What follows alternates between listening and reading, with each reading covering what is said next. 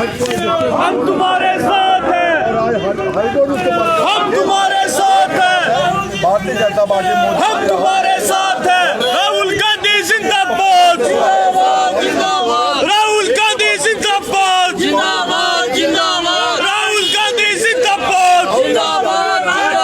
राहुल जी संघर्ष करो, राहुल जी संघर्ष करो, हम तुम्हारे साथ हैं। अरे वेंडेटा पॉलिटिक्स बंद करो, वेंडेटा पॉलिटिक्स बंद करो,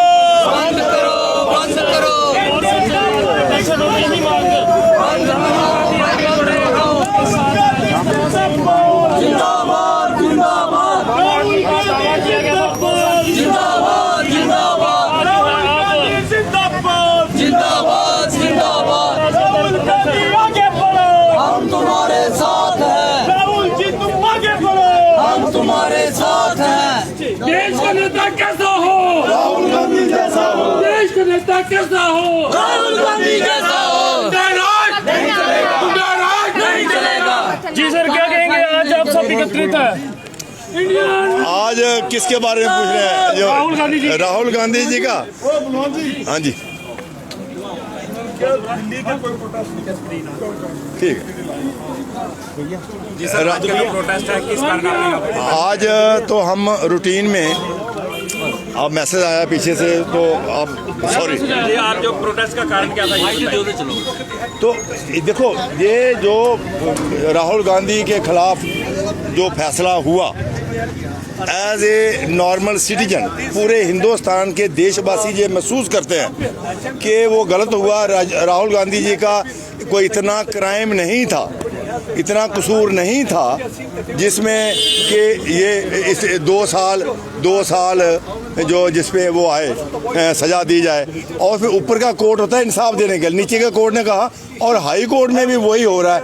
मैं महसूस करता हूँ कि एज ए सिटीजन और लोग महसूस कर रहे हैं कि ये जो फैसला है ये मुनासिब नहीं है, अनजस्टिफाइड है, और इसकी अपील तो आगे की जाएगी। लेकिन ये है कि जो भारतीय जनता पार्टी है, भारतीय जनता कहीं ना कहीं महसूस कर रहे हैं कि जुडिशरी पे भी कहीं पीछे से प्रेशर है। ये न्यायालय के फैसले पर आप सवाल उठा रहे हैं, क्या न्यायालय पर आपको भरोसा नहीं है? नहीं, न्यायालय ये तो लोगों का न्यायालय। आप देखो, लोग सबसे बड़ा लोग हैं, लोग न्यायालय सबसे बड़ा जज है। लोग महसूस कर रहे हैं कि अनजस्टिफाइड केस बना हुआ है, चार्जेस अनजस्टिफाइड है। जैसे अंग्रेजों के टाइम लगते थे, उस टाइम के भी न्यायालय थे, और लेकिन उन पे भी प्रेशर था। तो हम महसूस करते हैं कि न्यायालय पे भी प्रेशर है अनजस्टिफाइड, क्योंकि इस तरह के नुक्ताचीनी आप भी महसूस करते हैं, प्रेस भी, कि लोग स्टेज पे छोटी मोटी बातें होती रहती हैं, एक दूसरे के खिलाफ होती रहती है, और सबसे ज़्यादा भारतीय जनता पार्टी करता है। आज 2 लफ्ज़ उन्होंने कहा, राहुल गांधी ने कोई किसी के शान के खिलाफ नहीं कहा, किसी का नाम लेके नहीं कहा। जो चोर हैं वो चोर है, उसको चोर कहा। चोर को चोर कहना चाहिए। जितने भी चोर थे सारे देश की संपत्ति लूट के बाहर चल गए, उनको भी चोर नहीं कहेंगे तो किसको कैसे चोर करेंगे? इसलिए इस तरह से इस्तेमाल, एजेंसियां इस्तेमाल करके तो इस तरह से हरास कर रहे हैं अपोजिशन को, उसकी हम मजबूत करते हैं। आज आप यहाँ पहुँचे हैं, क्या कुछ कहेंगे? देखिए कि जैसा कि आप जानते हैं, ये वेंडेटा पॉलिटिक्स की जा रही है हमारे नेता राहुल गांधी जी के खिलाफ।